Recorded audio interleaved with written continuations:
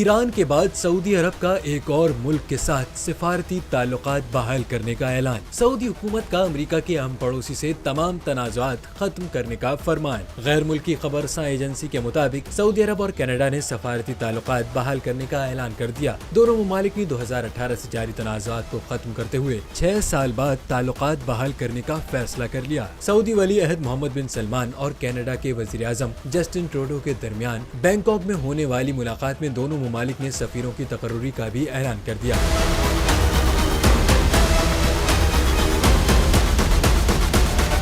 جاری کردہ اعلامیے میں کہا گیا کہ کینیڈا اور سعودی عرب کے درمیان سفارتی تعلقات کی بحالی دونوں کی خواہش تھی، جس کی بنیاد پر باہمی احترام اور مشترکہ مفادات کو مد نظر رکھتے ہوئے فیصلہ کیا گیا۔ کینیڈا کی جانب سے جاری اعلامیہ میں کہا گیا ہے کہ پہلے مرحلے میں سفیروں کی تقرری کا عمل مکمل کیا جائے گا اور پھر سعودی عرب پر عائد پابندیاں اٹھائی جائیں گی۔ واضح ہے کہ سعودی عرب اور کینیڈا کے درمیان تعلقات ترکی میں سعودی صحافی جمال خاشقجی کے قتل اور اس کے بعد مملکت میں ہونے والی گرفتاریوں کے بعد خراب ہوئے تھے، جس پر دونوں ممالک نے اپنے سفیروں کو واپس بلا لیا تھا۔